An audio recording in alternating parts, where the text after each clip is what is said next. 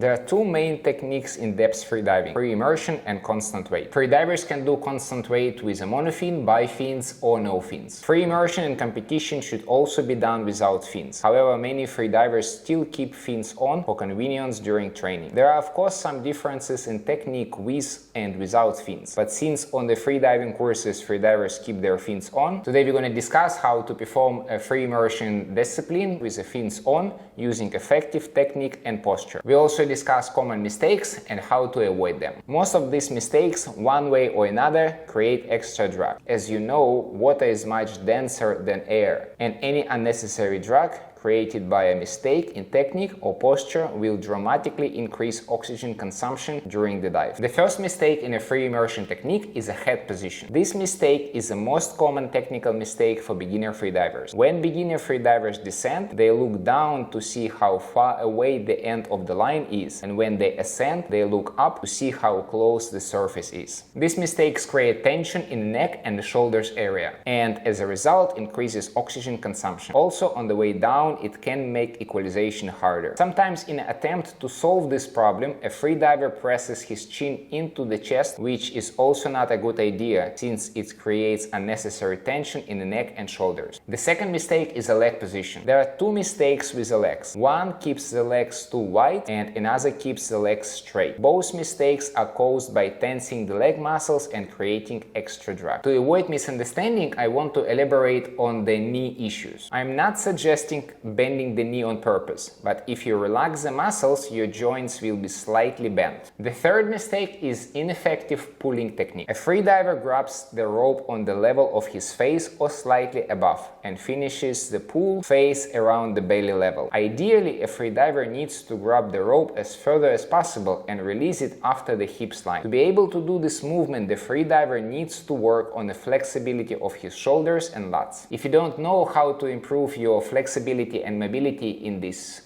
region, let me know in comments and I will send you a tutorial with my favorite exercises. Another pulling mistake is creating too much drag on the recovery phase of the pull.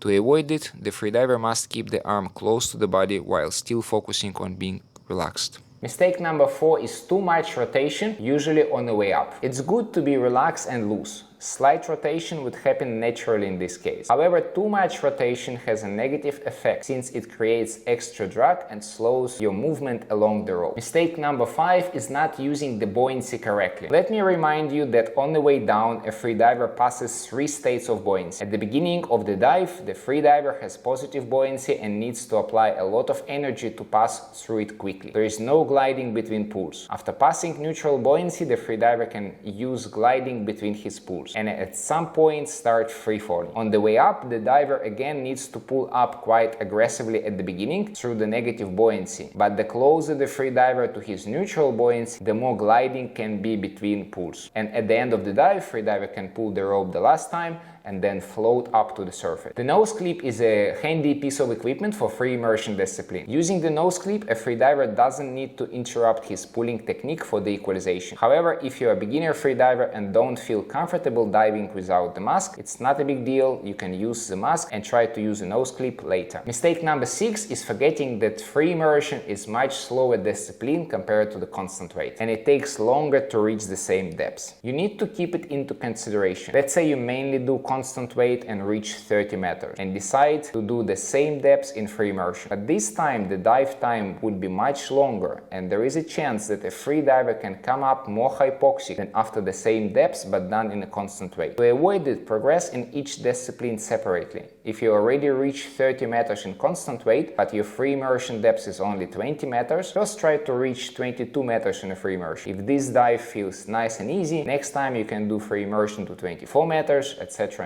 And if you want to learn more about how to reach 30 meters with a focus on the safety and technique, check out this video, and if you haven't subscribed to my channel yet, click here.